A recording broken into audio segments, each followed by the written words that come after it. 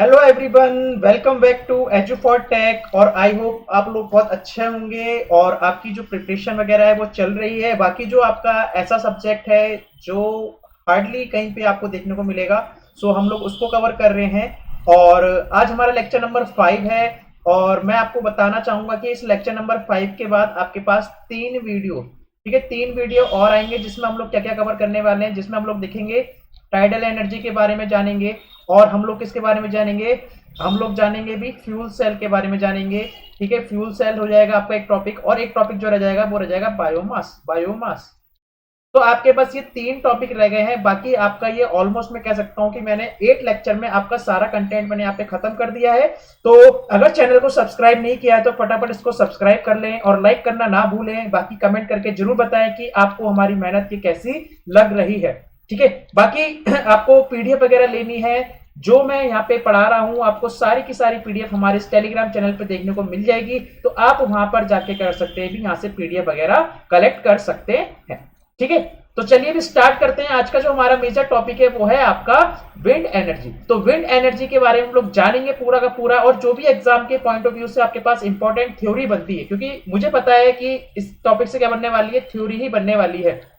और इस टॉपिक से क्या मतलब, इस चैप्टर से क्या आपके पास जो भी सब्जेक्ट है उससे मोस्टली आपका क्या आने वाला है, थ्योरी क्वेश्चंस आने वाले। ठीक है, तो चलिए स्टार्ट करते हैं। यहाँ पे देखो सबसे पहले क्या लिखा है कि how do you convert wind energy into electricity. Simply क्या है कि हम लोग क्या पढ़ रहे हैं यहाँ पे, रिन्यूएबल सोर्स ऑफ एनर्जी पढ़ रहे हैं। तो जो हमारे पास जो विंड एनर्जी है वो भी हमारे पास क्या है, भी रिन्यूएबल सोर्स है, और उसको हम लोग क्या कर रहे हैं, अपने यूज में लेके आ रहे हैं, और उसको क्या कर रहे हैं, हम लोग इलेक्ट्रिसिटी में कन्वर्ट कर रहे हैं। तो किस तरीके से हम लोग कर सकते हैं, हम लोग एक बेसिक सा आइडिया ले सकते हैं। सबसे पहले देखो कि जो विंड टर्बाइंस होते हैं, हम लोग क्या करते हैं यहाँ पे विंड टर्बाइंस यूज करते हैं। इस तरीके से आपके पास क्या होता है, विंड टर्बाइंस होते हैं, आपने देखा होगा। तो इन विंड टर्बाइंस क्या करते हैं, ये काइनेटिक एनर्जी, जो भी काइनेटिक एनर्जी होती है विंड की, उसको मैकेनिकल पावर में क्या कर देती है, कन्वर्ट कर देती है। तो जो मैकेनिकल पावर होती है, ठीक है, ये जो मैकेनिकल पावर हमने ऑब्टेन करी है इस विंड की वजह से, वो कहां पे हम लोग यूज कर सकते हैं, अपनी स्पेसिफिक एप्लीकेशन, जैसे कि ग्राइंडिंग ग्रेन्स हो गया या पंपिंग वाटर हो गया। ठीक है, या हम क्या कर सकते हैं भी, इसको हम लोग जनरेटर में क्या कर सकते हैं, जनरेटर की हेल्प से क्या कर सकते हैं, कन्वर्ट कर सकते हैं किसमें, इलेक्ट्रिसिटी में। ठीक है, हम क्या कर सकते हैं, इसको इलेक्ट्रिसिटी में भी कन्वर्ट कर सकते हैं। और अगर मैं इसकी वर्किंग की बात करूं तो सिंपली मैं कह सकता हूं कि जैसे हमारा क्या होता है, जो सीलिंग फैंस वगैरह होते हैं, बिल्कुल उसका अपोजिट होता है, बिल्कुल अपोजिट होता है।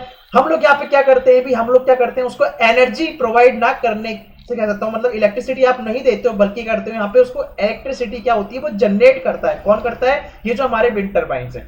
ठीक है, तो यहाँ पे आप क्या करते हैं, विंड को यूज करते हैं टू मेक इलेक्ट्रिसिटी। इसमें क्या होता है आपके पास जो भी विंड्स वगैरह आती है, क्या करती है, ब्लेड से टर्न होती है, मतलब ब्लेड पर टकराती है, ब्लेड हमारे क्या करते हैं, टर्न करते हैं, जिसकी वजह से जो शाफ्ट लगी होती है वो रोटेट करती है, जो फाइनली क्या होती है भी, कन्वर्ट हो जाती है, मतलब कनेक्ट होती है किससे, जनरेटर से, और वहां से आपको क्या मिल जाती है, इलेक्ट्रिसिटी। आप क्या करते हो, वहां पे कलेक्ट कर लेते हो। अब ये जो हमारे पास जो जो ब्लेड्स वगैरह है, ठीक है, जो ब्लेड्स वगैरह है जिसको हम लोग प्रोपेलर बोलते हैं मोस्ट मेनली, वो क्या होते हैं हमारे पास, वो हो सकते हैं भी 2 ब्लेड हो सकते हैं, उसमें 3 ब्लेड भी हो सकते हैं। तो रोटर को हम लोग किससे कनेक्ट करते हैं, मेन शाफ्ट से कनेक्ट करते हैं, जो क्या करता है, जनरेटर को क्या करता है, स्पिन कराता है, जिसकी वजह से क्या होती है, इलेक्ट्रिसिटी क्या होती है, क्रिएट होती। ठीक है, तो इतना बेसिक सा आइडिया आई होप आपको क्लियर हो गया होगा। और अगर आपको लगता है कि मैं थोड़ा फास्ट पढ़ा रहा हूं तो आपने ये करना है भी, YouTube में क्या होता है, ऑप्शंस होते हैं, आप प्लेबैक स्पीड को कर सकते हो, थोड़ा सा कम कर देना, आपको नॉर्मल लगेगा। और अगर आपको कंफर्टेबल इस स्पीड से तो आप इससे भी कर सकते हो। ठीक है, टाइम मेरे पास ज्यादा नहीं है, टाइम मेरे पास लिमिटेड है, और चीजें कराने के लिए आपके लिए बहुत ज्यादा इंपॉर्टेंट है, तो इसलिए अभी क्या कर रहे हैं, इसको हम लोग इस तरीके से डील कर रहे हैं। अब देखो यहाँ पे क्या आता है मेरे पास, ये क्या दिख रहा है, आपको विंड टर्बाइन दिख रहा है, और ये विंड टर्बाइन पे क्या है भी, आपको एक असेंबली से दिखाई दे रही है। आपको दिखाई दे रहा है कि एक तरीके से क्या दिख रहा है भी, इस तरीके देखो आप, इसके अंदर एक तरीके से शेल है, और इस शेल के अंदर क्या दिख रहा है आपको, ये सारे के सारे कंपोनेंट्स वगैरह दिखाई दे रहे हैं। ठीक है, तो होता क्या है, यहां से मेरे पास क्या आ रही है, यहां से विंड आ रही है, इसके आगे से विंड आ रही है, मेरा क्या है, रोटर है, ये मेरा क्या है, रोटर है जो रोटेट करने वाला है। ये मेरे पास क्या है, इसके ब्लेड्स हैं। अब आप देख लो कि इसमें गियरिंग लगा रखा है, हमने गियर बॉक्स लगा रखा है, इसमें हमने जनरेटर लगा रखा है, कंट्रोलर लगा रखा है, एनियोमीटर लगा रखा है। तो ये किसी एक असेंबली के अंदर हमने क्या रख रखा है भी, नेसेल के अंदर, इसको हम लोग क्या बोलते हैं, नेसेल। तो NACLLE, ये क्वेश्चन आपका ईएससी में पूछा हुआ है कि जितने भी ये मेजर कंपोनेंट्स होते हैं, जो भी सब कंपोनेंट्स होते हैं हमारे पास किसके, विंड टरबाइन के, वो एक असेंबली के अंदर, मतलब एक कह सकता हूं कि एक तरीके से एक शेल के अंदर क्या होते हैं, प्लेस होते हैं। तो उसका नाम क्या पूछा था, उसका नाम क्या होता है, नेसेल होता है। बाकी हम लोग इसको और डिटेल में पढ़ेंगे जब हम लोग आगे देखेंगे। ठीक है सॉरी चलो तो अब देखते हैं भी ओरिजिन ऑफ एनर्जी। तो बेसिकली क्या है कि ये तो आपका ज्योग्राफी का पार्ट है, तो मैं आपको वैसे ज्योग्राफी के बारे में इतना आपको डिटेल में लेके नहीं जाऊंगा, लेकिन आपको थोड़ा सा आइडिया दे सकता हूं किस तरीके से हमारे पास क्या होती है, जो विंड होती है वो जनरेट होती है। ठीक है, हल्का सा यहाँ पे आइडिया ले सकते हैं। भाई आपको पता है कि जो एयर होती है उसका अगर मूवमेंट की बात करूं तो वो क्या कहलाता है, विंड कहलाता है। भाई सीधी सी बात है, हमारे पास जो एयर है अगर मैं उसको मूव करा रहा हूं तो वो क्या बन गई, विंड बन गई। अब ये जो विंड का क्रिएशन है, ये जो विंड का क्रिएशन हमारे पास हो सकता है दो तरीके से होता है। एक हमारे पास क्या होती है, लोकल विंड होती है, आपको आइडिया होगा। एक हमारे पास कौन सी विंड होती है, भी लोकल विंड होती है। तो मैं यहाँ पे लिख देता हूं ताकि आपको याद रहे। एक तो मेरे पास होती है भी लोकल विंड, और एक मेरे पास क्या होती है, प्लेनेटरी विंड।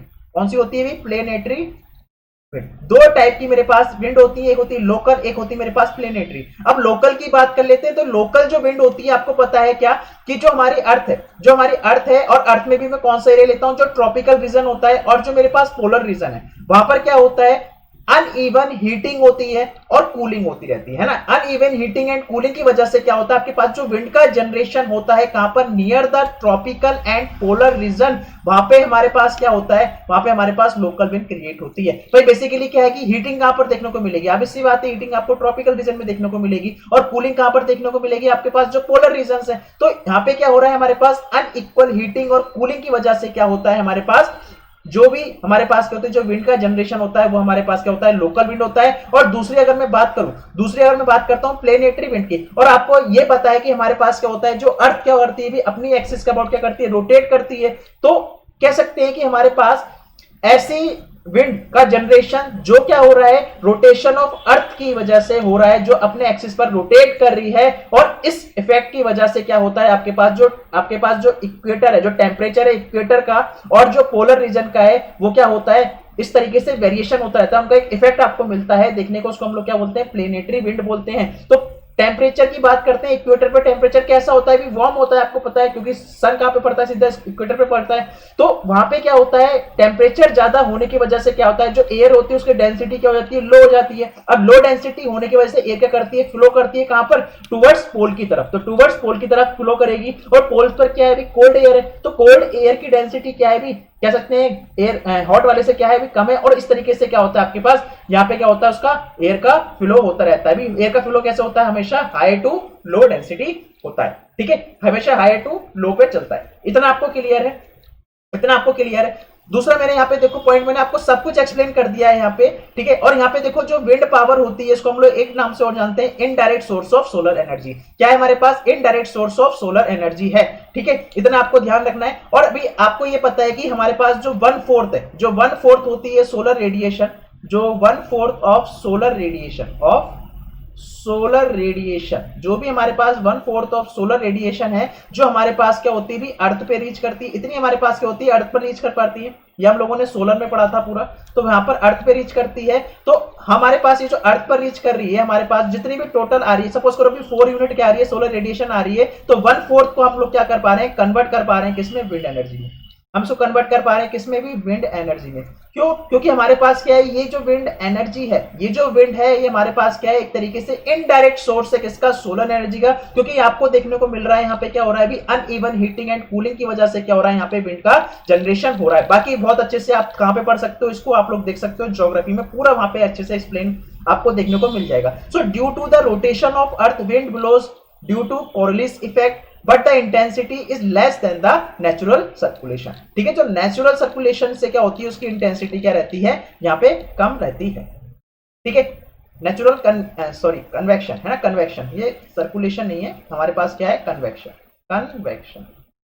ठीक है, चलो तो देखो भी हमारे पास इस तरीके से आप देख सकते हो, ये हमारे पास क्या है, ट्रॉपिकल रीजन है, ये मेरे पास क्या है, इक्वेटर है, ये मेरे पास क्या है, सोलर एनर्जी है। और यहाँ पे क्या है भी, हमारे पास हॉट होगी, यहाँ पे क्या होगी, हीटिंग होगी, और पोल्स पर क्या होगी, आपके पास कूलिंग होगी। तो भी इतने पार्ट में तो हमारे पास क्या है, सोलर एनर्जी आ रही है। और जो विंड एनर्जी क्रिएट हो रही है वो कहां पर हो रही है, इस पर, और इधर भी तो होगी आपके पास। तो ये दोनों जगह क्या हो रही है, आपको विंड एनर्जी देखने को मिल रही होगी। देखो आपको लग रहा होगा नोट्स उतने प्रॉपर आपको दिखाई नहीं दे रहे हैं, लेकिन आप यकीन कीजिए कि अभी मेरे पास जितना जहां से भी सोर्स अवेलेबल था, बड़ी मुश्किल से ढूंढा है, बड़ी मुश्किल से मुझे मिला है, और इसी पे अभी क्या कर सकता हूं, क्योंकि मेरे पास भी इतना अभी फिलहाल कह सकता हूं कि जैसा भी मेरे पास टाइम मिल रहा है मैं उस हिसाब से कर रहा हूं। तो अभी मैं लिख नहीं सकता, लेकिन क्या चीजों को मैं एक्सप्लेन पूरा अच्छे से कर सकता हूं।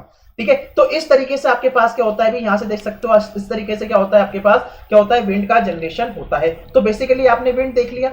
अब आगे बढ़ते हैं, भी थोड़ा सा और आइडिया लेते हैं इसमें। देखो, as the blows due to the temperature difference between the ground and also due to the rotation of earth, लेकिन जो इसका वेरिएशन होता है वो हमें कहां देखने को मिलता है, perpendicular direction to the from the horizontal plane. मतलब क्या है कि आपके पास क्या है, भी आपको ये तो पता है कि जो विंड का जो जनरेशन होता है वो आपके पास क्या हो सकता है, भी एक तरीके से कह सकते हैं हीटिंग और कूलिंग की वजह से होता है, और कहां देखने को मिलता है, आपको रोटेशन की वजह से देखने को मिलता है। लेकिन अगर हम उसके वेरिएशन की बात करते हैं तो वेरिएशन में क्या देखने को मिलता है, जैसे सपोज करो मेरे पास क्या हॉरिजॉन्टल प्लेन है, तो इस हॉरिजॉन्टल के जब मैं परपेंडिकुलर जाता हूं, ठीक है, जब मैं परपेंडिकुलर जाता हूं तो इस तरीके से मुझे क्या देखने को मिलता है, इसका यहाँ पे वेरिएशन देखने को मिलता है। और ये आपने कहां देखा होगा, ये आपने जब आपने क्या पढ़ा होगा, भी वहां पे जब आपने क्या पढ़ा था, अभी आपने पढ़ा था कन्वेक्शन। तो कन्वेक्शन में जब आपने हीट एंड ट्रांसफर पढ़ा था तो वहां पे आपने इसको पूरे अच्छे से जाना था। ठीक है, तो यहां पे क्या है कि हमारे पास इसको जो लॉ देता है पावर लॉ, पावर लॉ हमारे पास क्या होता है, shear effect from the ground to the elevation. मतलब क्या है, हमारे पास कह सकता हूं कि जो इसका वेरिएशन में देखने को मिल रहा है हॉरिजॉन्टल प्लेन के, अगर हम परपेंडिकुलर जाते हैं तो ये हमें देखने को मिलता है। और ये कौन लॉ देता है, ये हमें देता है पावर लॉ। और ये जो होता है ये विंड के शेयर इफेक्ट की वजह से होता है, कहां से, ग्राउंड से, और कहां तक जाता है, ये एलिवेशन की तरफ मूव करता रहता है। ठीक है, अगर हम मेन कंपोनेंट्स की बात करते हैं विंड टरबाइन के, तो आप देख सकते हो इस तरीके से हमारे पास क्या होते हैं, मेन कंपोनेंट्स होते हैं। नीचे हमारे पास क्या है, ये फाउंडेशन लगी हुई है, ये हमारे पास क्या है, भी ये ब्लेड्स लगे हुए, जो रोटर आपको बोल रहे हो, तो ये ब्लेड का हमारे पास एरिया है। अगर मैं इसकी बात करता हूं तो ये हमारे पास क्या बन जाएगी, भी रोटर का डायमीटर बन जाएगा, है ना, रोटर का हमारे पास क्या बन जाएगा, डायमीटर बन जाएगा इतने पे। ठीक है, और अगर मैं इस पूरा इसका एरिया ले लेता हूं तो ये जो एरिया आपको देखने को मिल रहा है, ये हमारे पास एरिया क्या कहलाएगा, भी स्वेप्ट एरिया कहलाएगा। क्या कहलाएगा, स्वेप्ट एरिया कहलाएगा। और देखो ये हमारे पास क्या है, भी नेसल्स लगी हुई है। अच्छा, नेसल्स कहां पे देखने को मिलेगी, आपको आप ही बताऊंगा इसके टाइप्स वगैरह, तो बताऊंगा कि नेसल्स आपको कहां पे देखने को मिलती है। ठीक है, और ये हमारे पास क्या है, भी इसकी हाइट है। ठीक, इस तरीके से आप थोड़ा सा आप आइडिया ले सकते हो। अब देखो किस तरीके से टरबाइन वर्क करती है, यहाँ से हमारे पास क्या आ रही है, एयर आ रही है, यहाँ पे एयर एंटर कर रही है, तो यहाँ पे इनफ्लो हो गया, ठीक है ना। उसके बाद क्या होगा, भी जब ये इस पर फ्लो करेगा तो यहाँ पे हमारे पास जो शेप वगैरह होंगी वो भी डिपेंड करेंगे कि इस तरीके से हमारे पास क्या होती है, इनकी शेप होती है। तो बेसिकली एरोफॉइल शेप होती है हमारे पास। तो क्या होगा, भी विंड हमारे पास जब टकराएगी तो इस ब्लेड को रोटेट करेगी, तो इसकी वजह से क्या होगा, मेरे पास रोटर एक्टिवेट हो जाएगा। ठीक है, रोटर को एक्टिवेट हो जाएगा और ब्लेड से भी वो भी क्या हो जाएंगे, एक्टिवेट हो जाएंगे। जब ये एक्टिवेट हो जाएंगे तो फाइनली क्या होगा, यहाँ पे आपने मैकेनिज्म लगा रखा है जिसकी वजह से क्या होगा, रोटर और ब्लेड के स्पिन होने की वजह से क्या होगा, जो मेन शाफ्ट है, गियर बॉक्स है, वो भी क्या करने लगते हैं, स्पिन करने लगते हैं। ठीक है, जनरेटर, और जिसकी वजह से हमें क्या मिलती है, इलेक्ट्रिसिटी मिलती है आउटपुट में। अब देखो भी यहाँ पे मेरे पास क्या आता है, दो टाइप्स के, है ना, मेरे पास क्या आते हैं कि बेसिकली टू टाइप्स के होते हैं मेरे पास। कौन कौन से, पहला जो मेरे पास टाइप दिख रहा है, देखो पहला मेरे पास क्या है, हॉरिजॉन्टल एक्सिस विंड टरबाइन। पहला मेरे पास क्या है, भी हॉरिजॉन्टल एक्सिस विंड टरबाइन है, और दूसरा मेरे पास क्या है, भी वर्टिकल, दूसरा मेरे पास क्या है, वर्टिकल एक्सिस विंड टरबाइन। ये हमारे पास क्या होते हैं, दो टाइप के क्या होते हैं हमारे पास, कह सकते हैं हमारे पास विंड के टरबाइन होते हैं। अब हॉरिजॉन्टल और वर्टिकल एक्सिस में क्या क्या होता है, यहाँ पे हम लोग सारी बातें जान लेंगे। भाई पहली बात तो क्या है कि यहाँ पे जो विंड आएगी वो किस तरीके से आएगी, इस तरीके से यहाँ पे विंड एंटर करेगी। मतलब अगर ये मेरे पास क्या है, भी इसकी एक्सिस है, ये मेरे पास क्या है, इसकी एक्सिस है। ठीक है, इस टरबाइन की क्या है, एक्सिस है। तो इस एक्सिस के आपको क्या देखने को मिल रही है, पैरेलल देखने को मिल रही है। क्या देखने को मिल रही है, पैरेलल देखने को मिल रही है। दूसरी आप बात यहाँ पे क्या देख रहे हो कि यहाँ पे आपके पास क्या दिख रही है, एक नेशनल यूनिट दिखाई दे रही है। और इसका काम क्या होता है, जितनी भी यहाँ पे असेंबली होती है, गियर बॉक्स हो गए, जनरेटर हो गया, शाफ्ट हो गया, वो सब क्या होती है, इसके अंदर होती है। ठीक है, पहली बात तो यहाँ पे आपको क्लियर हुई। अच्छा, अगर मैं इसकी बात करता हूं तो इसकी मेरे पास क्या है, एक्सिस क्या है, वर्टिकल वाले की, है ना, वर्टिकल वाले की एक्सिस क्या है, ये है, वर्टिकल वाले की एक्सिस क्या है, ये है। और यहाँ पे क्या होगा, जो विंड आएगी वो इसी तरीके से आएगी। तो इस तरीके से विंड आएगी तो क्या होगा, भी इसके परपेंडिकुलर, क्या होगा, विंड क्या होगी, भी इसके परपेंडिकुलर होगी। तो ध्यान रखना है कि वर्टिकल वाले के केस में क्या होता है, जो विंड होती है वो परपेंडिकुलर होती है किसके, एक्सिस ऑफ इस वर्टिकल टरबाइन के, और हॉरिजॉन्टल क्या होती है, पैरेलल होती है। ठीक है, पहला मैंने आपको बता दिया है। और सबसे अच्छी बात क्या है कि हमारे पास जो हॉरिजॉन्टल है, आपने जो मोस्टली देखी होंगी वो कौन सी देखी होंगी, आपने ये हॉरिजॉन्टल वाली ही देखी होंगी। और इसमें क्या होता है, मेरे पास जो रोटर प्लेट्स होते हैं वो कैसे होते हैं, भी हॉरिजॉन्टल होते हैं। कैसे होते हैं, इसमें लिख लेते हैं, यहीं पे लिख लेते हैं ना, रोटर प्लेट्स कैसे होते हैं, रोटर प्लेट आर हॉरिजॉन्टल। कैसे होते हैं, भी हॉरिजॉन्टल होते हैं। ठीक है, हमने पहला पॉइंट लिख लिया। चलो दूसरे की बात करता हूं कि जितनी भी असेंबलीज होती हैं, जैसे मेरे पास क्या हो गए, भी जितने भी कंपोनेंट्स हैं, कंपोनेंट जैसे कि मेरे पास क्या हो गया, यहाँ पे गियर बॉक्स हो गया, जनरेटर हो गया, ठीक है, या फिर मैं कह सकता हूं भी गियर बॉक्स हो गया, जनरेटर हो गया, ये हमारे पास क्या है, किसके अंदर रखे हुए हैं, ये एनक्लोज्ड है। किसके एनक्लोज्ड है, भी एक यूनिट के, ये एनक्लोज्ड है, किसके हैं, उसको हम लोग बोलते हैं, उस यूनिट का नाम है हमारे पास नेस्ल। ठीक है, ये हमारे पास क्या है भी नेसल हो गया। ठीक है, अब नेसल का काम क्या है भी, अगर ये इसके अंदर है तो नेसल क्या कर रहा है, जो भी काइनेटिक एनर्जी आ रही है विंड की, उसको इलेक्ट्रिकल एनर्जी में क्या कर देता है, कन्वर्ट कर देता है। ठीक है, अच्छा अब क्या होना है भी, आपको पता है कि विंड का क्या होता है, वेरिएशन होता है, विंड का भी क्या होता है, वेरिएशन होता है। तो इस विंड के वेरिएशन को कंट्रोल करने के लिए हमारे पास एक मैकेनिज्म होता है जिसको हम लोग बोलते हैं यो कंट्रोल मैकेनिज्म। थर्ड पॉइंट जो मेरे पास आता है भी यो कंट्रोल मैकेनिज्म, यो कंट्रोल मैकेनिज्म।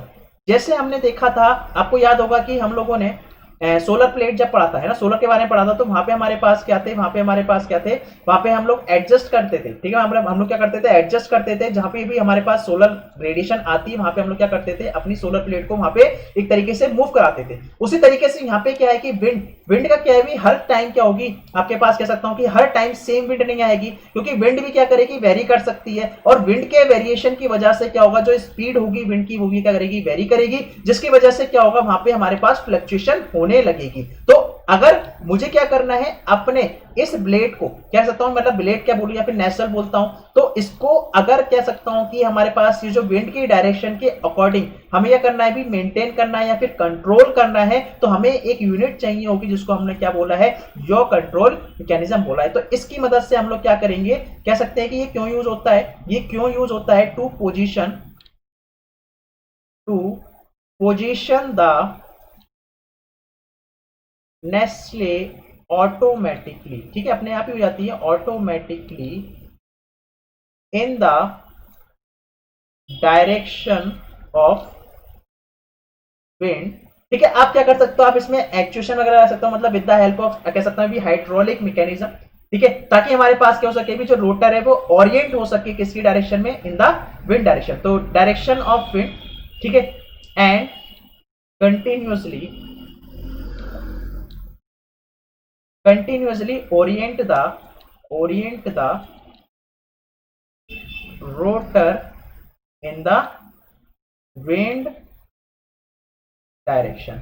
तो बेसिकली हमारे पास क्या है, ये जो यो कंट्रोल मैकेनिज्म, ठीक है, ये जो हमारे पास यो कंट्रोल मैकेनिज्म है, उसका काम क्या है, उसका काम यह है कि आपके पास जब विंड में क्या होता है, वेरिएशन वगैरह आपको देखने को मिलते हैं, तो उस वेरिएशन की वजह से क्या होगा, आपके पास जो अनइवननेस आएगी विंड की, उसको हमें यह करना होगा भी, नेसल को ऑटोमेटिकली उस डायरेक्शन में, विंड की डायरेक्शन में लाने के लिए हमारे पास क्या होगा, उसके ओरिएंटेशन को लगातार चेंज करना पड़ेगा। तो उसको लगातार जो उसके ओरिएंटेशन को मेंटेन करने के लिए हमारे पास जो मैकेनिज्म लगा है, उसको हम लोगों ने क्या बोला है, यो कंट्रोल मैकेनिज्म बोला है। क्या बोला है उसको हमने, क्या बोला है, यो कंट्रोल मैकेनिज्म बोला है। ठीक है, तो आई होप इतना आपको ध्यान रख लोगे ना, तो आपके एग्जाम के लिए इतना सफिशिएंट है। ठीक है, अभी हम लोग एग्जाम पॉइंट ऑफ व्यू से देख रहे हैं। उसके बाद देखो हमारे पास क्या आता है, ये वर्टिकल। तो वर्टिकल के बारे में बात कर लेते हैं। पहली बात तो ये क्या हो रहा है कि यहाँ पे देख रहे हो कि जो विंड आ रही है वो क्या है, इसके परपेंडिकुलर जा रही है। कैसे जा रही है, इसके परपेंडिकुलर जा रही है। तो मैं पहला पॉइंट तो यही लिख सकता हूं इसके बारे में कि हमारे पास क्या होता है, इसको हम लोग एक नाम से और जानते हैं, क्रॉस विंड एक्सिस टरबाइन। क्या है भी,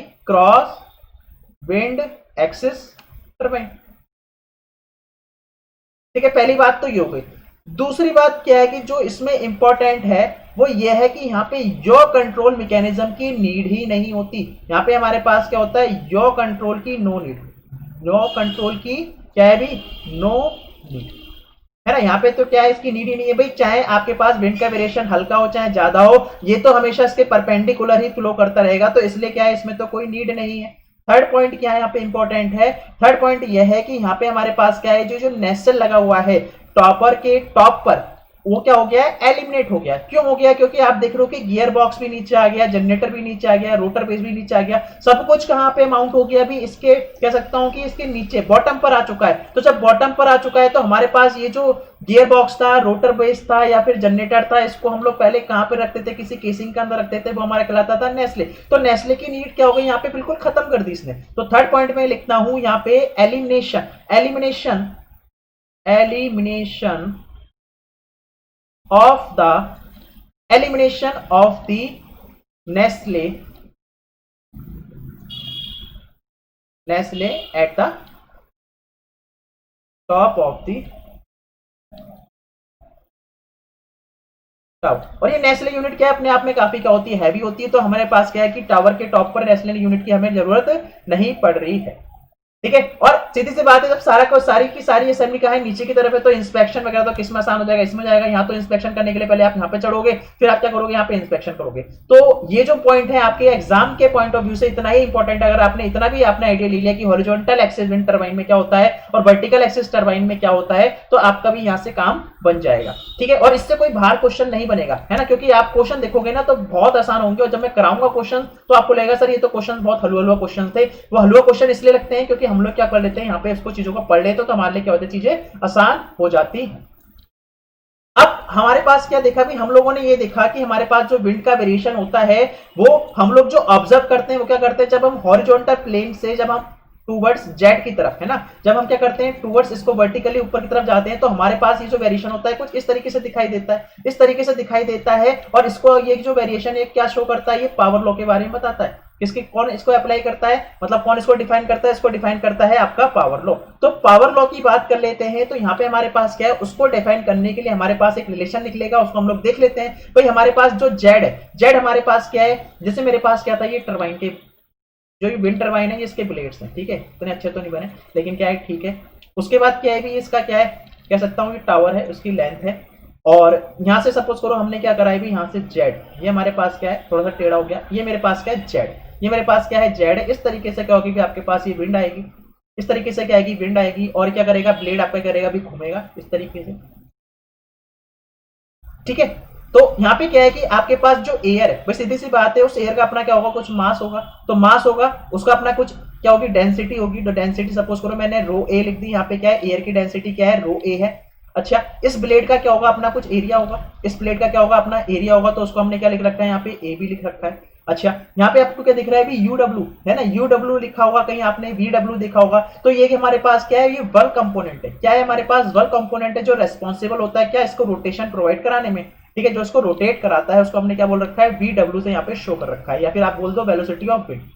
तो यहाँ पे लिखा हुआ है भी इस तरीके से, UW इस तरीके से लिखा हुआ है, चाहे आप UW कर लो चाहे VW कर लो। तो पावर लॉ के अकॉर्डिंग क्या होता है, ये जो मेरे पास UW है वो डायरेक्टली प्रोपोर्शनल होता है जेट की पावर क्या होता है, अल्फा। जेट की पावर क्या होता है, अल्फा। इसका मतलब मेरे पास में ये कह सकता हूँ कि मेरे पास ये जो विंड है, जो मेरे पास क्या है, विंड वेलोसिटी है, ठीक है, वो क्या है, वो डायरेक्टली प्रोपोर्शनल है, वो कह सकता हूँ फंक्शन है किसका, जेट का। किसका फंक्शन है भी, जेट का। जेट का मेरे पास फंक्शन है, क्योंकि आप देख रहे हो कि जेट के साथ क्या कर रही है, आपकी जो विंड है वो क्या कर रही है, वेरी कर रही है। तो जेट के साथ क्या कर रही है, आपकी जो विंड है वो क्या कर रही है, वेरी करती जा रही है। इस तरीके से मेरे पास कह सकता हूँ फंक्शन है किसका ये, तो मैं कह सकता हूँ कि मेरे पास ये डायरेक्टली प्रोपोर्शनल टू जेट की पावर समथिंग, इसको मैंने क्या बोल रखा है, अल्फा बोल रखा है। अब हम क्या करेंगे, यहाँ से जब हम इस कांस्टेंट को उठाएंगे तो यहाँ पे क्या जाएगा भी, आपके पास के आ जाएगा। और ये जो के है, के को हम लोग क्या बोलते हैं भी, के को हम लोग बोलते हैं लोकेशन कोफिशिएंट। के को हम लोग क्या बोलते हैं, लोकेशन कोफिशिएंट, लोकेशन कोफिशिएंट। ठीक है, जो हमारे पास किसके डिपेंड करता है, जो हमारे पास क्या है भी, लैटिट्यूड है, और जो हमारे पास क्या है, लॉन्गिट्यूड, मतलब लॉन्गिट्यूड और लैटिट्यूड पर क्या करता है, ये डिपेंड करता है।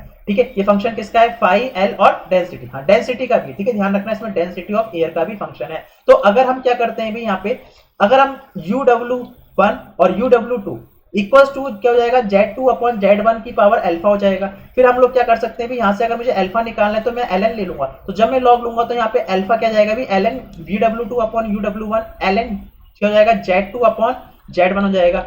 और ये जो वैल्यू आएगी, ये जो वैल्यू सॉल्व करके आएगी आपके पास क्या होती है, जनरली आपको कितनी मिलेगी, 1/7 के आसपास दिखाई देगी। 1/7 के आसपास आती है, मतलब 1/7 आती है।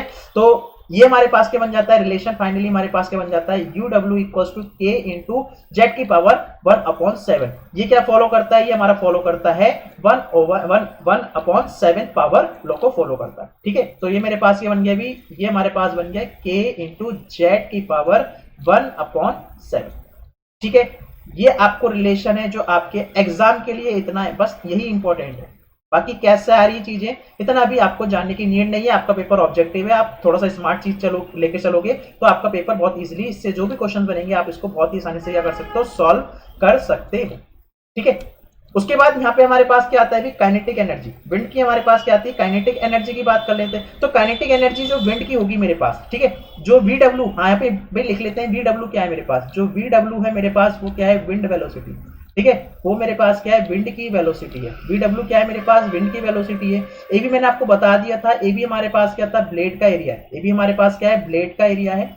और हमारे पास जो मास एरिया का, अगर मैं इसको क्या कर देता हूँ, डॉट लगा देता हूँ, मतलब क्या हो जाएगा, फ्लो रेट बन जाएगा। तो ये मेरे पास क्या है, mass flow rate of air, mass flow rate of इसका एयर का। और रो ए मैंने आपको बता दिया था, ये हमारे पास क्या होती है, डेंसिटी ऑफ एयर। क्या होती है, डेंसिटी ऑफ एयर ये होती है। अगर मैं काइनेटिक एनर्जी की बात करता हूं विंड की, काइनेटिक एनर्जी मेरे पास कितनी आएगी भी, हाफ एम वी स्क्वायर, यही तो लिखते हो आप। तो हाफ किसको जाएगा, मास किसका, एयर का, इनटू ये हमारे पास स्क्वायर बन जाएगा। ठीक है, अब हमारे पास क्या है भी यहाँ पे,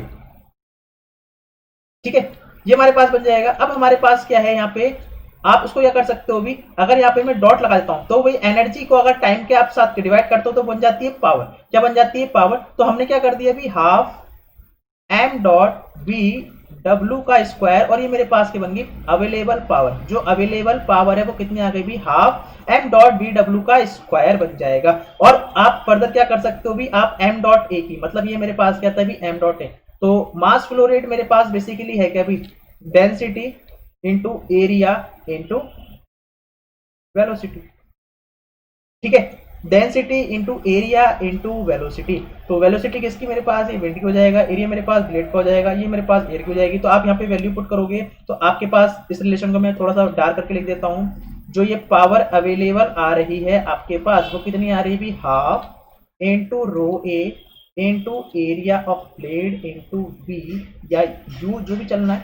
ठीक है, इसका क्यू क्या बन जाएगा यहाँ पे, क्योंकि यहाँ पे ऑलरेडी स्क्वायर पड़ा हुआ है और ये से साथ जुड़ जाएगा तो क्या बन जाएगा, क्यू बन जाएगा, क्यू बन जाएगा। तो यहाँ से आप लोगों ने एक चीज यहाँ से नोटिस करी क्या, कि जो मेरे पास ये जो पावर होती है, जो पावर होती है वो क्या होती है, डायरेक्टली प्रोपोर्शनल होती है जो मेरे पास ये जो विंड आ रही है उसकी क्यूब की, उसकी क्यूब की।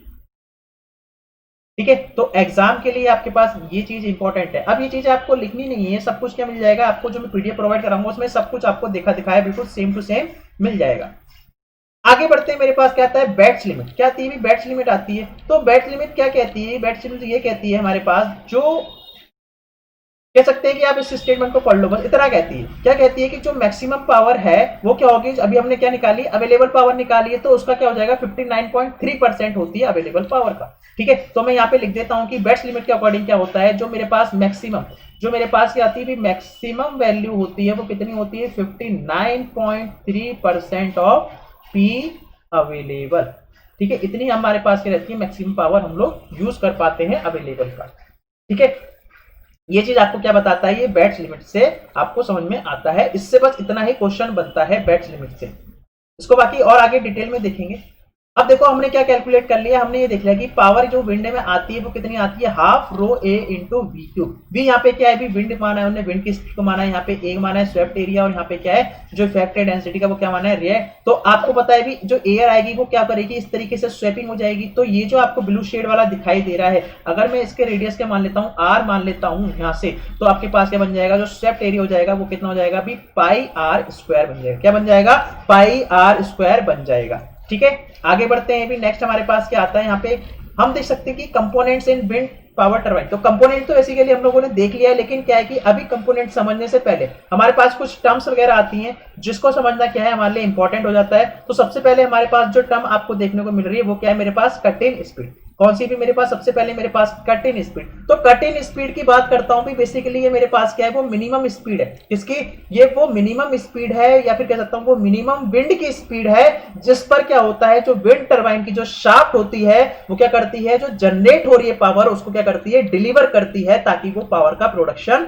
कर सके। क्या बोला मैंने ये बोला कि एक ऐसी मिनिमम स्पीड जिस पर मेरे पास जो टरबाइन शाफ्ट पर अवेलेबल है, जो क्या कर सकती है, जनरेटेड पावर को क्या कर दे, डिलीवर कर दे। So it is the minimum, है ना। ये मेरे पास क्या है भी, मिनिमम स्पीड है किसकी, मेरे पास विंड की। Minimum wind speed at which wind turbine starts delivering shaft power for the power generation. तो ये मेरे पास क्योंकि कट इन स्पीड हो गई, ऐसी मेरे पास क्या होती है, कट ऑफ। कट ऑफ या फिर कट आउट स्पीड होती है। और कट आउट या फिर कट ऑफ स्पीड क्या होती है? एक ऐसी स्पीड जिस पर जो पावर कन्वर्जन हो रहा था उसको हम लोग क्या कर दे? कट आउट कर दे। क्या कर दे? कट आउट कर दे बाय यूजिंग डिसएंगेजिंग कपलिंग शाफ्ट। आपके पास जो शाफ्ट है उसको क्या कर दोगे? आप डिसएंगेज कर दोगे, तो वो जो उस टाइम पर जो हमारे पास स्पीड है, उस टाइम पर हम जो स्पीड को क्या कर रहे हैं? कट आउट कर रहे हैं, वो हमारे पास क्या बन जाएगी? कट ऑफ स्पीड बन जाएगा। नेक्स्ट मेरे पास क्या आती है? Rated speed. तो रेटेड स्पीड मेरे पास क्या है कि velocity at which which turbine generator deliver rated power of desired condition पे। जिस डिजायर्ड कंडीशन पे हमारे पास क्या है? डिजायर्ड लिखा है, ठीक है। जिस डिजायर्ड कंडीशन में हमारे पास क्या होता है? जिस वेलोसिटी पर जो मेरे पास विंड टरबाइन है वो क्या कर रही है? वो रेटेड पावर को क्या करती है? डिलीवर करती है। तो उस वेलोसिटी को हम लोग क्या बोलते हैं? रेटेड स्पीड बोलते हैं, ठीक है। अच्छा, तो ये मेरे पास क्या आई थी? भी ध्यान होगा आपको, अवेलेबल मेरे पास इतनी आई थी। अब हाफ इनटू रो इनटू एरिया इनटू क्या था? जो वेलोसिटी थी विंड का, उसका क्यूब कर दो, ठीक है। ये हमारे पास क्या आई थी? ये वेलोसिटी आई थी। ये मेरे पास एयर का, ये मेरे पास एयर का, ये मेरे पास किसका? विंड का।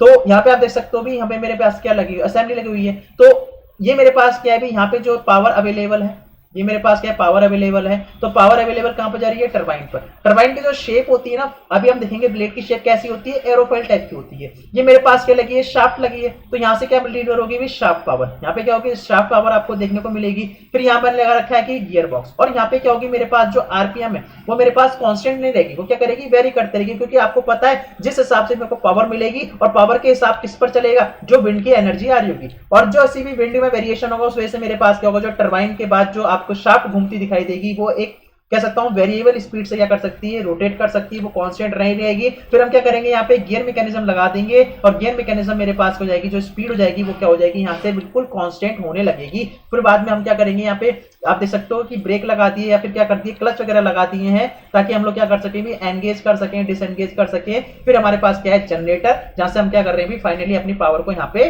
जनरेट कर रहे हैं। अच्छा, मेरे पास क्या है? ये देखो टरबाइन, ये मेरे पास क्या है? गियर मैकेनिज्म है। ये मेरे पास क्या है? ब्रेक या फिर कपलर या फिर क्लच कह सकता हूं। तो इसको हम लोग किस असेंबली से एंगेज कर रहे हैं? ये हमारे पास क्या है? ये सारा का सारा किससे एंगेज हो रहा है? माइक्रो कंट्रोलर से। और माइक्रो कंट्रोलर में आपको बता चुका हूं कि यहाँ पे क्या करता है? जितने भी फंक्शंस हैं वो कौन हैंडल कर रहा है? यहाँ पे माइक्रो कंट्रोलर हैंडल कर रहा है। और माइक्रो हैंडल कहाँ पे? यहाँ पे आ रहा है, यहाँ पर पहुंच रहा है। तो सारी की सारी इंफॉर्मेशन इस तरीके से यहाँ पे काम करती है।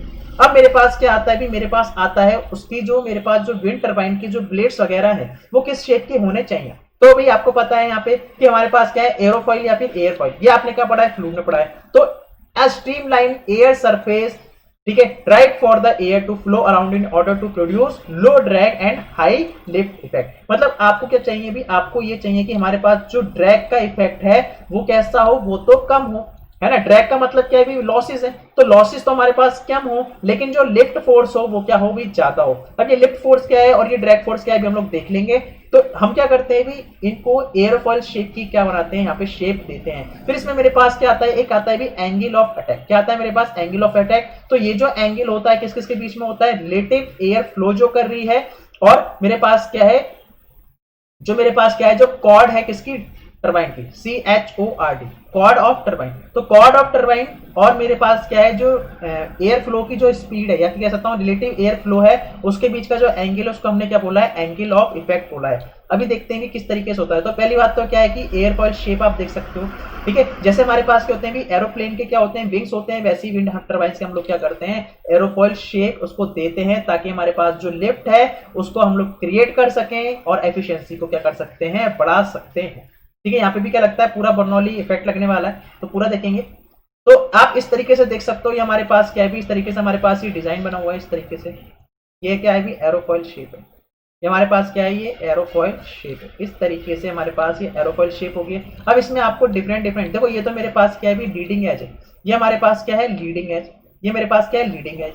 अच्छा, और मेरे पास क्या है भी? ये जो ऊपर वाली आपको दिखाई दे रहा है, मतलब ये जो आपको दिखाई दे रहा है, इसको हमने बोला है अपर कैम्बर। क्या बोला है इसको? अपर कैम्बर। ये जो अंदर वाला है इसको हमने क्या बोला है? Lower camber. क्या बोला है? Lower camber. और इसके बीच में आपको एक लाइन दिखाई दे रही है इस तरीके से। इस तरीके से आपको जो लाइन दिखाई दे रही है ये क्या कहलाती है हमारे पास? Mean line. कौन सी लाइन कहलाती है भी? मीन लाइन कहलाती है।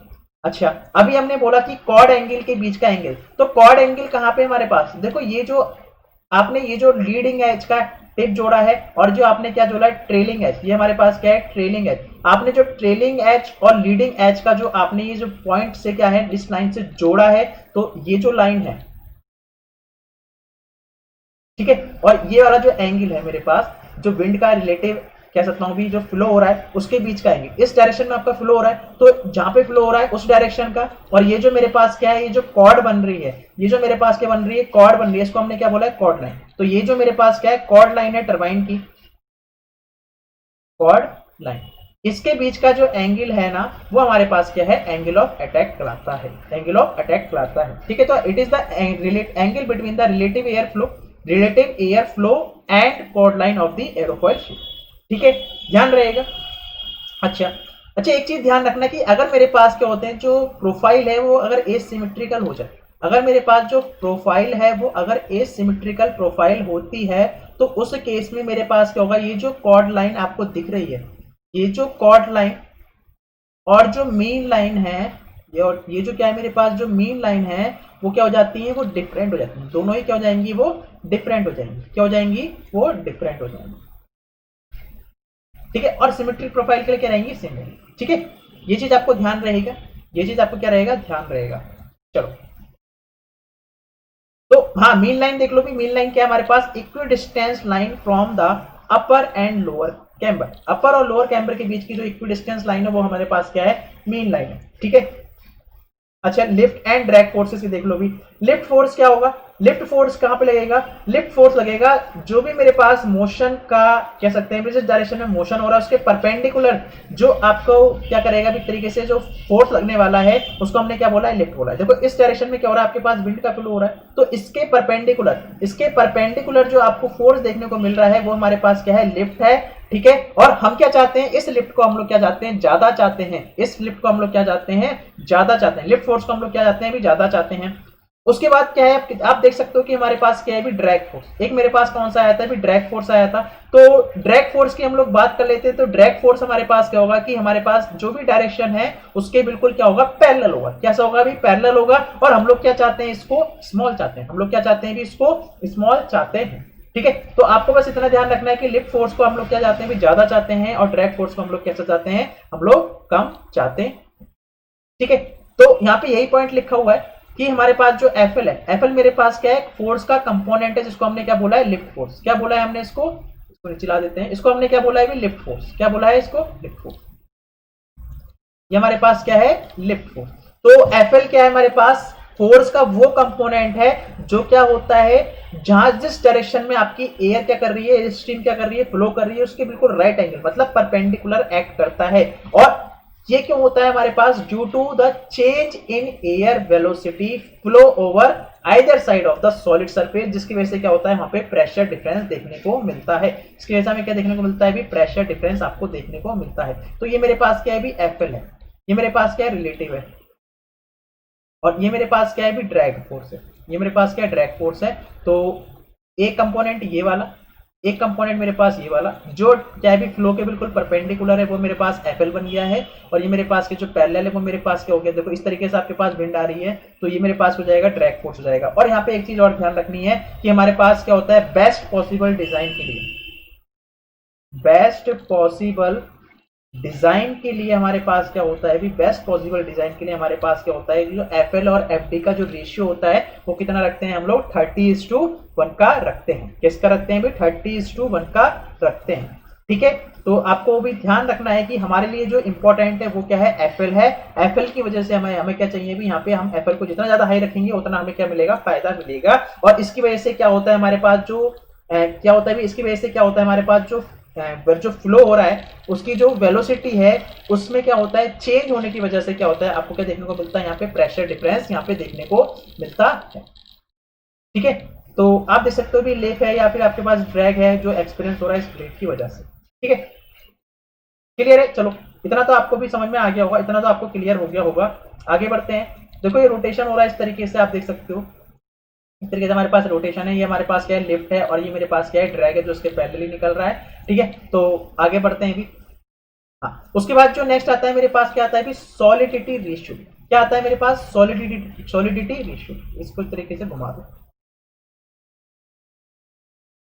तो अभी अभी हमने देखा कि ये जो मेरे पास जो लिफ्ट वाला है, ये जो लिफ्ट वाला है, जो क्या हो रहा है, भी इसके बिल्कुल परपेंडिकुलर लग रहा है, इसके बिल्कुल परपेंडिकुलर एक्ट कर रहा है एयर का भी इस तरीके से आपके सामने। तो सामने से आपके पास क्या रही है, इस तरीके से एयर आ रही है, तो इसके परपेंडिकुलर एक्ट कर रहा है ना, तो क्या कर रहा है भी इसको रोटेशन में हेल्प कर रहा है, कौन सा, लिफ्ट वाला। और ये हम क्या चाहते हैं, ज्यादा चाहते हैं, ठीक है। तो अगर सॉलिडिटी रेशियो की बात मैं करता हूं, तो ये मेरे पास क्या है, एक तरीके से कह सकता हूं कि जो मेरे पास इस रोटर का सरकमफेरेंस है, उसका कितना परसेंट हमने क्या किया है, एक्चुअली फिल्ड किया है, किसने, रोटर ब्लेड ने। क्या बोला मैंने, it is the ratio of blade area to the rotor circumference, blade area to the rotor circumference in order to determine the quantity of blade material required to interrupt the air flow. मतलब अगर मैं simple सी भाषा में इसको बोलने की कोशिश करता हूं, तो मैं ये कह सकता हूं कि मेरे पास ये जो रोटर है, इस रोटर का कुछ सरकमफेरेंस होगा, इस सरकमफेरेंस ने कितना परसेंट क्या किया है, यहाँ पे जो ये एयर आ रही है उसको फिल्ड किया है इस रोटेट ब्लेड की वजह से, ठीक है। तो इट इज द, क्या लिख सकता हूं मैं, इट इज, जैसे लिख सकता हूं भी, इट इज द परसेंटेज है ना, it is the percentage of the rotor which is filled by the rotor blades, ठीक है।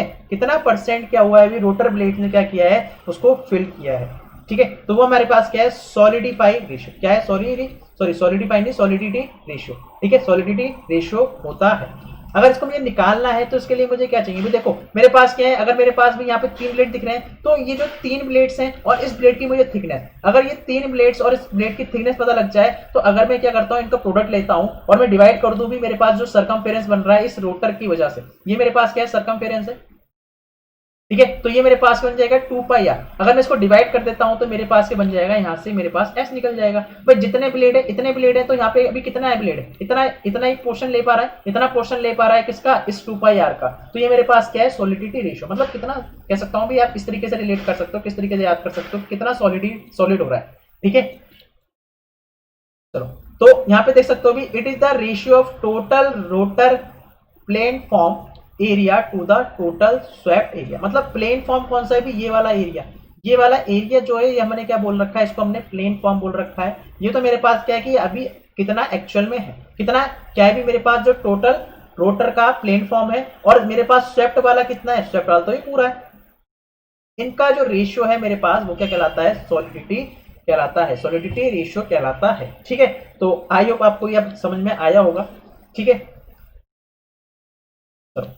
उसके बाद देखते हैं हमारे पास क्या आती है, एक इक्वेशन आती है जिसको हम लोग बोलते हैं विंड एनर्जी एक्सट्रैक्शन या फिर बेल्ट्स लिमिट। अभी हमने देखा था ना, बेल्ट्स लिमिट क्या कहता है कि हमारे पास जो अवेलेबल पावर होती है, हम लोग मैक्सिमम कितना कन्वर्ट कर सकते हैं, अवेलेबल पावर का 59.3% ही क्या कर सकते हैं, यूज कर सकते हैं। तो यहाँ पे हमारे पास क्या है, इस बेल्ट लिमिट्स को और थोड़ा सा यहाँ पे डिटेल में देखते हैं। तो बेसिकली आपके पास जो एग्जाम पॉइंट ऑफ व्यू के लिए इंपॉर्टेंट है, मैं बात कर रहा हूँ आपके प्री की तो या फिर यूपीपीएससी ए की, तो उसके लिए हमें क्या देखना है, सिर्फ और सिर्फ हमारे पास जो इंपॉर्टेंट रिलेशन आया है बस वही देखना है, ठीक है। वैसे आज तक कभी इससे पूछा नहीं गया है क्वेश्चन, लेकिन फिर भी क्या कर लेते हैं हम लोग यहाँ पे कवर कर लेते हैं।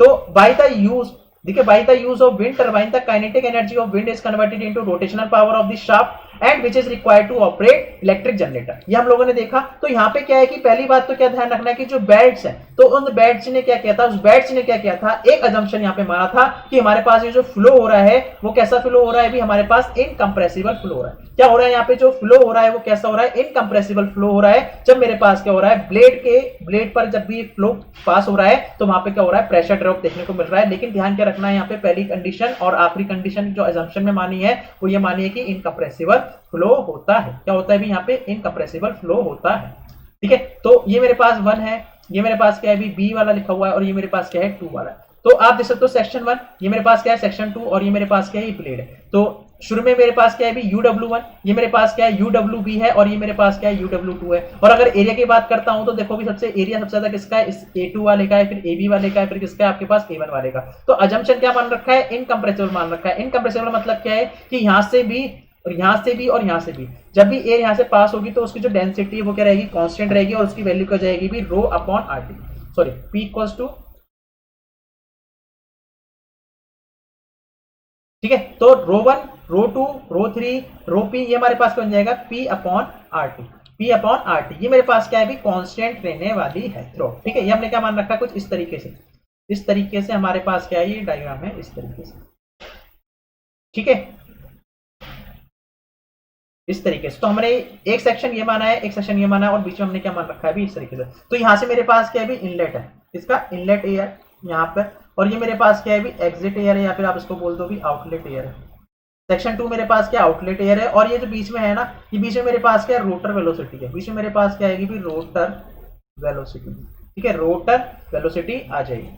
ठीक है, उसके बाद मास फ्लो रेट की बात कर लेते हैं। तो मास फ्लो रेट कितना होगा भी 1 पर रोटर पे और सेकंड पर कितना होगा। ठीक है, तो वही रो ए बी होता है, यही तो होता है रो ए बी होता है। तो ये मेरे पास क्या होता है मास फ्लो रेट होता है, मास फ्लो रेट होता है। तो अगर 1 पे है तो 1 लगा दो, ब्लेड पर है तो बीबी लगा दो, और एग्जिट पर है तो क्या कर दो 2 कर दो। ठीक है, ये मेरे पास हो जाएगा। अच्छा, पावर जो निकालेंगे, पावर सॉरी पावर मेरे पास क्या हो जाएगी भी पावर। तो यहाँ पे हमारे पास ये जो पावर है शाफ्ट की, किसकी पावर ले रहे हैं हम लोग, इस शाफ्ट की पावर ले रहे हैं। तो शाफ्ट की पावर मेरे पास क्या है कि जो काइनेटिक एनर्जी जो शुरू में थी और जो काइनेटिक एनर्जी जो बाद में है, तो मेरे पास जो उन दोनों का डिफरेंस होगा वो मेरे पास क्या बन जाएगा, पावर बन जाएगी जो शाफ्ट के पास अवेलेबल है। तो वो मेरे पास कितनी जाएगी भी half M dot V omega 1 मतलब सॉरी विंड का square minus half M dot V2 का स्क्वायर। ठीक है, तो आप क्या करोगे जब इसका डिफरेंस लोगे तो आपके पास ये निकल जाएगी जो शाफ्ट की पावर है, क्या है भी मेरे पास जो शाफ्ट की पावर इतनी निकल के आ रही है।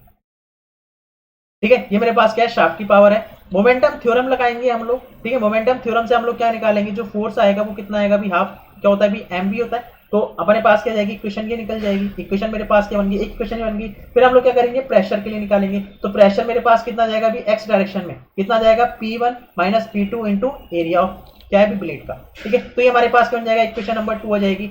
अब अल्टीमेटली ये मेरे पास क्या है वेलोसिटी प्रोफाइल है, क्या है वेलोसिटी प्रोफाइल है। तो आप देख लो भी धीरे धीरे क्या हो रहा है मेरे पास, धीरे धीरे क्या हो रहा है वेलोसिटी का क्या हो रहा है भी ड्रॉप आपको देखने को मिल रहा है। और यहाँ पे देखो भी प्रेशर की बात कर लेते हैं। तो प्रेशर प्रोफाइल है मेरे पास, ये प्रेशर प्रोफाइल है इस तरीके से यहाँ पे देखने को मिल रहा है। तो यहाँ भी एटमॉस्फेरिक प्रेशर है और यहाँ पे भी एटमॉस्फेरिक प्रेशर है, और यहाँ पे मेरे पास क्या देखने को मिल रहा है भी कितना यहाँ पे मेरे पास क्या हो रहा है ड्रॉप हो रहा है। ये मेरे पास क्या है जो ड्रॉप हो रहा है किसका, प्रेशर का रोटर के अंदर। ठीक है, तो ये भी हमारे पास इस तरीके से बना हुआ है। ठीक, चलो अब देखो भी बर्नौली इक्वेशन लगा लोगे आप कहां पर 1 और बी के बीच में जो ब्लेड है, और दूसरे मेरे क्या लगाऊंगा भी ब्लेड और सेकंड वाले के बीच में। तो आपके पास एक रिलेशन निकलेगा, आपके पास ये रिलेशन निकलेगा जो आपको ध्यान रखना है P1 minus P2 upon rho G equals to VW1 square minus VW2 square upon 2G। और आपके पास जो बेहद इंपॉर्टेंट है जो आपके एग्जाम में पूछा जा सकता है, ठीक है एग्जाम की बात कर रहा हूं, जो आपके एग्जाम पूछ सकता है वो ये चीज, जो मेरे पास ब्लेड की जो स्पीड है वो क्या हो जाती है मेरे पास जो इनलेट और एग्जिट पर जो स्पीड है उसका क्या कर लेते हो आप मीन। तो मीन क्या आएगा मेरे पास, इसकी वैल्यू निकल कर आएगी। तो ये मेरे पास एग्जाम के लिए क्या हो जाता है भी एक इंपॉर्टेंट रिलेशन, यहाँ पे कह सकता हूँ कि आपके एग्जाम के लिए इंपॉर्टेंट हो जाता है, ये रिलेशन इंपॉर्टेंट रहता है। दूसरा आप देख सकते हो कि अगर मैं देखूँ यहाँ पे कितना ड्रॉप हो रहा है प्रेशर का, ठीक है, तो ये मेरे पास हो जाएगा भी V1 square minus V2 square upon 2G। ये भी कह सकता हूँ पूछ सकता है, लेकिन ज्यादा जो चांसेस है वो इसके पूछेगा अगर पूछता है आपसे तो। ठीक है, दूसरी बात क्या है कि कहां पर आपको मैक्सिमम पावर देखने को मिलेगी। तो मैक्सिमम पावर आपको कहां देखने को मिलेगी, जब मेरे पास क्या हो जाए जो एग्जिट वेलोसिटी है वो क्या हो जाए इनलेट का क्या हो जाए 1/3 हो जाए। तो कह सकता हूं कि जो मेरे पास जो एग्जिट वेलोसिटी है, जो मेरे पास एग्जिट वेलोसिटी है वो क्या हो जाए भी इनलेट पावर, इनलेट एनर्जी का सॉरी इनलेट वेलोसिटी का क्या हो जाए 1/3 हो जाए। इनलेट वेलोसिटी का क्या हो जाए भी 1/3 हो जाए, उस पर आपको क्या देखने को मिलेगा मैक्सिमम पावर। ठीक है, ध्यान रखनी है आपने ये जो एक दो कंडीशन जो मैं बता रहा हूं आपको बस इतना ही ध्यान रखना है रिलेशन में। ठीक है, इतना आपको ध्यान रखना है।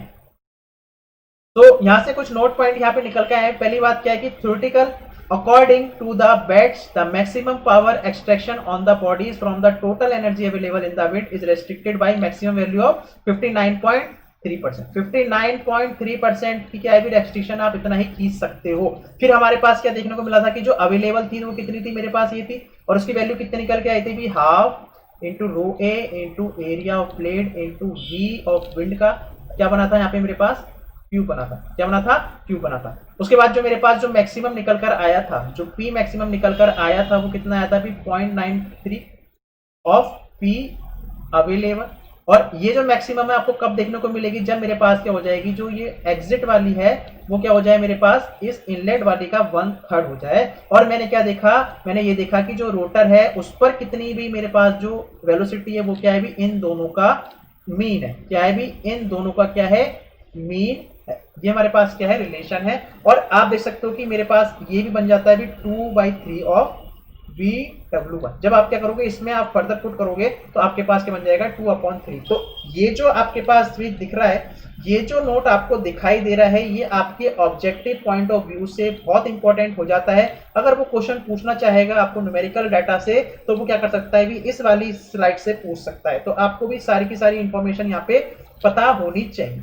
अब देखो मेरे पास क्या आता है parameters of wind turbine. Parameters of wind turbine जिसमें मेरे पास जो पहला पैरामीटर आता है वो आता है कोफिशिएंट ऑफ परफॉर्मेंस। क्या आता है भी कोफिशिएंट ऑफ परफॉर्मेंस। तो ये मेरे पास क्या है it is the ratio, it is the ratio of power delivered by the rotor shaft to the maximum power available in the wind. भाई विंड में कितनी मैक्सिमम पावर अवेलेबल है और वास्तव में रोटर शाफ्ट तक कितनी पहुंचाई जा रही है वो मेरे को क्या दिखा रहा है कोफिशिएंट ऑफ परफॉर्मेंस दिखा रहा है। तो कोफिशिएंट ऑफ परफॉर्मेंस मेरे क्या पास क्या है भी P/P अवेलेबल। P अपॉन क्या है P हो सकते हैं कि जो शाफ्ट पर पहुंच रही है, जो शाफ्ट पर पहुंच रही है और जो मेरे पास जो अवेलेबल है उसका क्या है रेशियो है मेरे पास क्या है कोफिशिएंट ऑफ परफॉर्मेंस। ठीक है, अगर मैक्सिमम की बात करते हैं तो P maximum upon P available हो जाएगा और ये मेरे पास कितना बन जाएगा भी 0.593। कहां पर, जब मेरे पास ये वैल्यू क्या हो जाएगी जो एग्जिट वेलोसिटी है वो क्या हो जाएगी मेरे पास 1/3 हो जाएगी किसकी इनलेट पर। ठीक है, और जो इसकी जो कह सकता हूं जो लिमिट वगैरह है वो कहां पर लाई करती है 0.45 से 0.55 के बीच में। 0.4 से 0.55 के बीच में क्या होता है आपके पास इस CP की वैल्यू क्या करती है वेरी करती रहती है। और मैक्सिमम वैल्यू पूछता है तो मैक्सिमम वैल्यू कितनी लिखोगे आप 0.593। ठीक है, इसके बाद मेरे पास एक और आता है जो लास्ट कह सकता हूं, ये हमारे पास क्या लास्ट है, ये हमारे पास कहलाता है भी ब्लेड टिप रेशियो या tip speed ratio. Blade tip ratio या मेरे पास क्या है टिप स्पीड रेशियो, हम लोग क्या करते हैं लैम्डा से इसको डिनोट करते हैं। क्या करते हैं लैम्डा से डिनोट करते हैं। तो ये हमारे पास है क्या, ये हमारे पास क्या है कि रेशियो है किसका, मेरे पास जो टिप है ना जो स्पीड है टिप पर, या फिर कह सकता हूं जो स्पीड की टिप है, ठीक है विंड टरबाइन की, और जो मेरे पास जो विंड आ रही है उसकी जो इनलेट स्पीड है उन दोनों का क्या है ये रेशियो, क्या है उन दोनों का रेशियो। मतलब इस तरीके से आप देखो तो थोड़ा सा इस तरीके से हम लोग बना दिया, अब आपको फील आ जाएगी। भाई ये मेरे पास क्या है ब्लेड है, ये ब्लेड की क्या है टिप है, ये मेरे पास क्या है ब्लेड है और ब्लेड की क्या है टिप है। और आपने भी पढ़ रखा है ये जो मेरे पास वेलोसिटी है, ये जो मेरे पास वेलोसिटी है किसकी टिप पर, जो मेरे पास वेलोसिटी है टिप पर, और मेरे पास क्या है जो इनलेट विंड आ रही है उन दोनों का क्या है ये रेशियो है, उन दोनों क्या है मेरे पास रेशियो है। मतलब अगर मैं टिप स्पीड रेशियो लिखता हूं तो मैं लिख सकता हूं कि मेरे पास क्या है जो वेलोसिटी है टिप पर, जो वेलोसिटी है टिप पर डिवाइड किससे करता हूं जो विंड पर इनलेट पर आ रही है, इनका रेशियो है। और भाई ये मेरे पास क्या है ये कितनी है भी आर, इसकी अगर मैं रेडियस मानता हूं आर तो आर इंटू ओमेगा हो जाएगी। अगर ये ओमेगा से क्या करता है रोटेट करता है तो टिप पर कितनी वेलोसिटी है भी आर इंटू ओमेगा डिवाइड किससे करूंगा जो भी मेरे पास क्या है विंड की स्पीड आ रही है। इसको आप लोग किससे शो करते हो, आप इससे शो करते हो भी लैम्डा से। किससे शो करते हो लैम्डा से। तो ये हमारे पास निकल जाएगा रिलेशन। और अगर शार्प पावर निकालनी है तो शार्प पावर क्या आ जाती है भी टी इंटू ओमेगा आ जाता है। ठीक है, टी इंटू ओमेगा आ जाता है। अच्छा इससे और क्या इंपॉर्टेंट हो सकता है भी, हाँ इसमें एक चीज और ध्यान रख लेना कि मैक्सिमम पावर के लिए फॉर मैक्सिमम पावर जो लैम्डा आएगा वो कितना लिखोगे भी 4 पाई divided by number of plates. 4 pi divided by number of plates किसके लिए भी, अगर आपके पास कंडीशन दे दी कि मैक्सिमम पावर के लिए आपके पास क्या होगा ये जो टिप स्पीड रेशियो उसकी वैल्यू क्या होगी 4 पाई divided by number of plates. ठीक है, इस चीज को आप लोग को क्या रखना है भी ध्यान रखना है। तो ये मैंने आपको बता दिया है भी टिप स्पीड रेशियो के बारे में कि जो टिप है यहाँ पे मेरे पास जो टिप है यहाँ पे ये जो फाई दिखा रहा है ये जो जाई है ये जो भी है ना ओमेगा बोलते हैं इसको, और ये क्या है भी ओमेगा है ना, ओमेगा ही होता है, ये भी ओमेगा होता है, ये भी ओमेगा होता है। तो हम लोग जनरली किससे रिप्रेजेंट करते हैं इस वाले से रखते हैं डब्ल्यू वाले से। ठीक है, तो इनका क्या है भी रेशियो है और डी क्या है मेरे पास विंड की स्पीड है। ठीक है, तो भाई हमारे पास क्या था पूरा का पूरा जितना भी आपके एग्जाम के लिए इंपॉर्टेंट है विंड एनर्जी से जो भी क्वेश्चन बन सकता है इस स्लाइड से बाहर नहीं जाएगा। बाकी मैं जब क्वेश्चन कराऊंगा आपको एक क्वेश्चंस वाला लेक्चर ले लूंगा सारा का सारा, उसमें सारे के सारे क्वेश्चंस आपसे डिस्कस कर दूंगा जो भी आपके ईएससी में पूछे हुए हैं प्री के एग्जाम में। ठीक है, तो भाई शेयर करना ना भूलें, कमेंट जरूर करें। और भी मैं थोड़ा सा सॉरी कहूंगा किसके लिए कि आपके पास जो ये पीडीएफ है, जो यहाँ पे जो उतना कंटेंट आपको उतना विजिबल क्लियर नहीं है, लेकिन क्या है कि आप थोड़ा सा मैनेज कर लीजिए। अब एग्जाम है तो कह सकता हूँ कि इसको तो बाद में भी और अच्छे से डिटेल में देख सकते हैं जब लोग ईएससी के बारे में जानेंगे। लेकिन फिलहाल आपका भी इससे बहुत बढ़िया तरीके से कह सकता हूँ कि कोई भी क्वेश्चन इस स्लाइड से बाहर नहीं निकलने वाला। सो लाइक जरूर कीजिएगा, शेयर नहीं किया है तो शेयर जरूर कीजिए, और अगर सब्सक्राइब नहीं किया है चैनल को तो सब्सक्राइब जरूर करें। So thank you.